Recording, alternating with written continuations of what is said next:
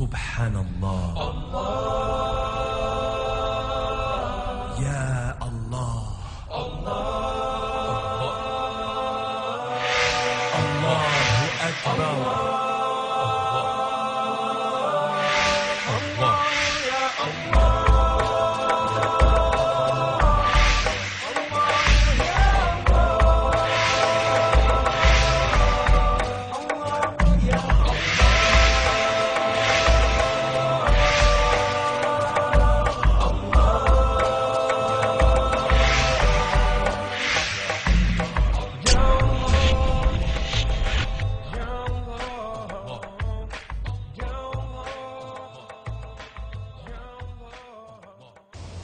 Assalamu alaikum, and welcome to the World of Islam, coming to you from Manchester, New Hampshire, in the United States of America.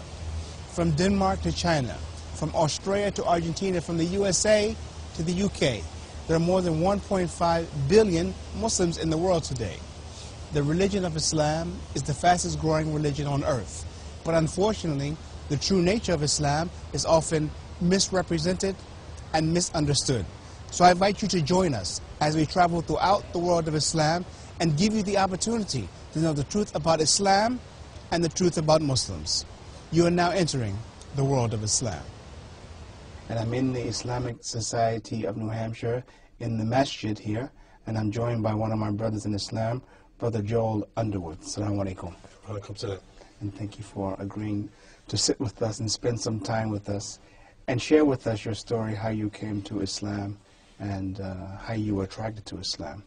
But as we begin, I want to know how you came to Islam, but I want to know a bit about your life before you came to Islam, before you started to study Islam, up to the point where you began to study Islam. I suppose it's easiest to say I was a typical American who had been raised as a Christian of some variety. Mm-hmm. And I definitely believe in God, and I was a serious person. When I was reading the Christian Bible, I would read it very carefully and critically and try to understand, you know, what it would offer. And from there, I sort of migrated through a number of thought processes, you know, as I grew older, trying to understand my life. Mm-hmm. And I didn't really have any exposure to Islam. Mm-hmm. I didn't know any Muslims. Even when you went to college and all these things, you never... I was not aware of it at all. Mm-hmm. I went to a college in the northeast of the U.S. that was predominantly white from the New England area. Mm-hmm. There was very little diversity in schools back then. Mm-hmm. And so my coming to Islam was really my own journey that came about in a way that I could never imagine. So I think you explained it that you were kind of in complete isolation. You had never been exposed to Muslims. You had never seen an example of a Muslim. It just came to you. Allah, He just guided you to Islam. It is something almost that simple, but I came to pick up the Quran before I was going to make a trip to Morocco. Mm-hmm. And I thought I would find a little bit about the culture of an Islamic country, mm-hmm. So that I could be polite and know how to behave. I didn't know what the Quran contained. I didn't know what the message of the Quran was. I'd never seen the Quran. Mm-hmm. So I spent some 6 months before the trip mm-hmm. Reading the Quran, going onto the internet and so forth. Let me ask you about the Quran, because mm-hmm. now this was 2 years ago or 3 years ago? 2 years, yeah. And this was after 9/11. Yes. Everyone's talking about Islam and about Muslims, but still you had never really heard about the Quran. Well, I knew it existed as a religious book, mm-hmm. but I had never seen it, and I didn't know what it contained. I didn't know what the message of the Quran was. Mm-hmm. You know, Christians have a sense of the books that are in the Bible, you know, the Old Testament, the New Testament. But I didn't know that the Quran would fit in with any of the history of the Christians or the Jews. I didn't know how it all worked together. And so I read through the Quran the first time, and because of the richness of the Quran, from someone from the outside, they don't really know what the references are. They don't know what exactly they're reading.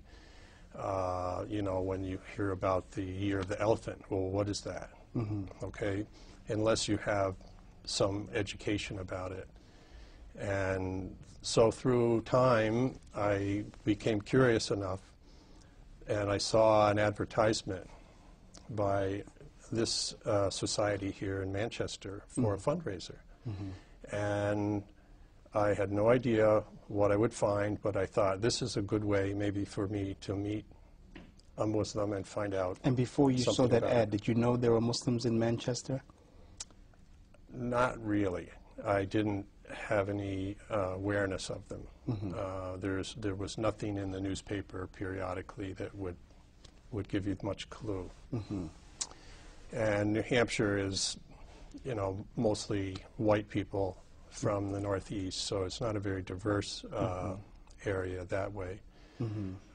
Now, when you came here, was that before or after your trip to Morocco? After.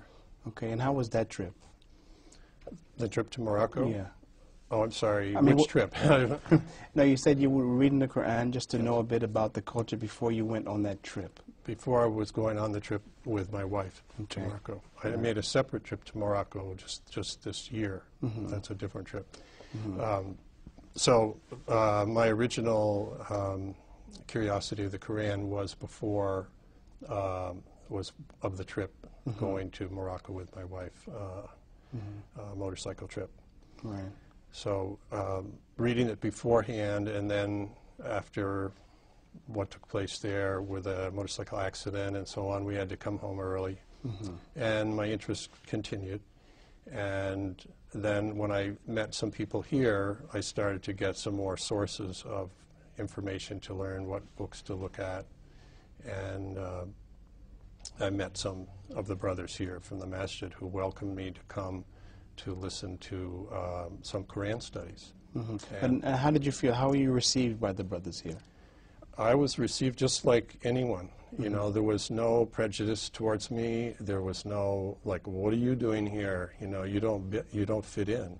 What is your problem? What are you coming here for? Right. They were more than cordial. They were very welcoming and say, how can we help you? And very soon, from coming a few times, other brothers would say, how can I help you? Let me help you figure out your prayers, or here's something that I've learned. And so I couldn't have been received more warmly, actually. So now you came here for a time, and you still weren't Muslim. You just came here just to better understand Islam, because you said earlier you're a serious person. So I guess you were taking the study of Islam seriously at that point. Exactly. I was looking at it as, here's something that if you decide to become a Muslim, you have read and you know that that is a lifetime decision, and that you do not just try it out and say, I'm a Muslim for a couple of years and say, oh, well, that was too hard for me, and now I will go back to whatever. That is one of the big problems that most people have with religion, is they want to have cafeteria style. They want to only pick the parts that are easy. And I knew that that's not the authentic way. And so I knew the commitment that I would have to make would be a lifetime one, and that if I was going to make that commitment, I had to really